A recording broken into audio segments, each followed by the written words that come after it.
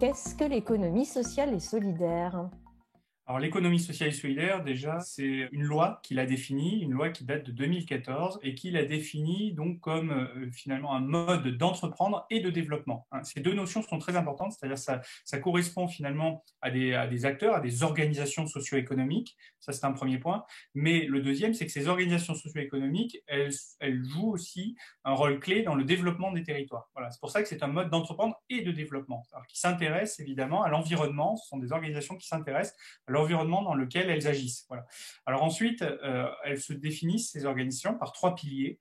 C'est le premier, la gouvernance démocratique, l'idée de une personne, une voix, mais aussi l'idée dans ces organisations que l'on peut faire participer l'ensemble des parties prenantes. Hein, par exemple, les usagers, les fournisseurs, on pourrait tout à fait les faire intervenir dans la gouvernance. Donc, premier pilier, gouvernance démocratique. Deuxième pilier, le but non lucratif, c'est-à-dire que finalement, l'objectif n'est pas de rémunérer des actionnaires.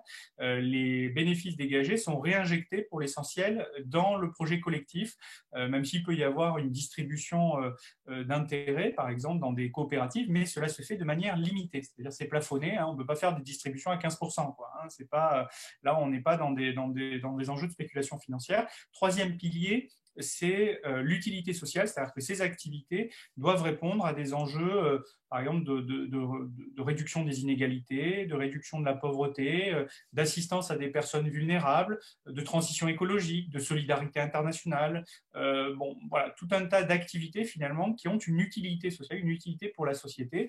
Et ça correspond formellement à des coopératives, des associations, des mutuelles, des fondations et même certaines sociétés commerciales qui finalement se rapprochent de l'ESS par leur mode de fonctionnement.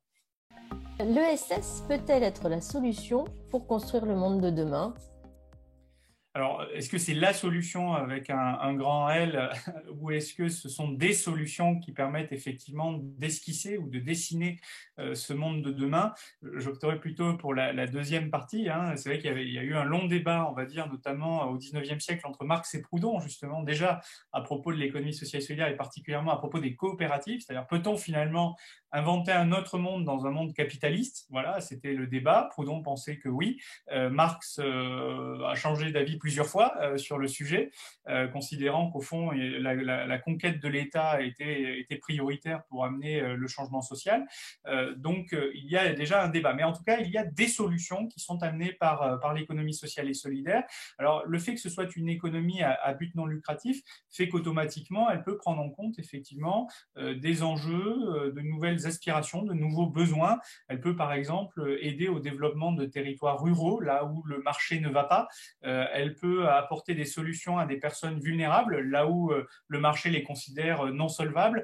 Elle peut apporter des solutions en matière de transition écologique, puisque eh bien, elle n'est pas prise par la course du profit et donc elle se questionne sur les finalités hein, de ces activités et elle peut dès lors s'inscrire dans une société post-croissance, hein, tirant au fond le constat que la croissance économique infinie dans un monde fini n'est plus possible et n'est plus souhaitable au demeurant, eh bien, elle peut inventer des activités qui apportent des solutions donc à des besoins, des aspirations sur des questions sociales, des questions écologiques, mais aussi des questions démocratiques, puisque c'est une économie qui fait descendre la République dans l'entreprise. En fait. C'est un point très important, puisqu'elle a une gouvernance démocratique, et donc elle est, de ce point de vue, elle est en recherche, on va dire, d'une forme d'exemplarité, d'une forme de diffusion de la démocratie dans l'ensemble des sphères de la société.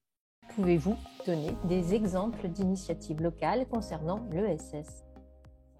Alors, les exemples sont nombreux et on est obligé évidemment de les sélectionner. Pour donner quelques éléments, je pense à une initiative comme ICOS. ICOS, c'est un regroupement d'acteurs du domaine du réemploi qui se fait sur Bordeaux, hein, je parle d'exemple de chez moi, et qui vient d'obtenir un foncier sur Bordeaux pour développer un village du réemploi. Et ICOS donc réunit très concrètement des acteurs comme Le Relais, hein, qui fait du réemploi de vêtements, réunit par exemple le Livre Vert, qui s'occupe du réemploi de livres.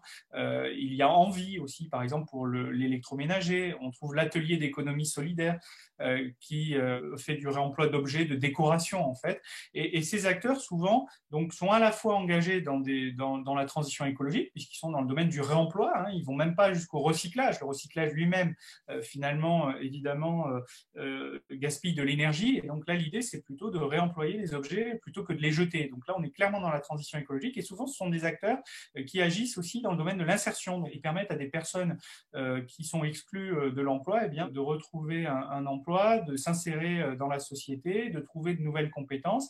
Et ce faisant, ils font du développement économique. Et là, on a un bon exemple, par exemple, d'un collectif qui va créer une centaine d'emplois. Donc là, on est sur des coopérations d'acteurs et qui permettent un passage quelque part à un niveau industriel. Je citerai un deuxième exemple, c'est Railcoop, une coopérative ferroviaire qui profite finalement de la libéralisation du rail, non pas pour privatiser le rail, mais plutôt pour, en complémentarité de la SNCF, ouvrir des lignes interrégionales sous forme coopérative. Et là, ils viennent de réunir les fonds nécessaires avec 6000 sociétaires. Donc, il y a une très forte mobilisation citoyenne derrière.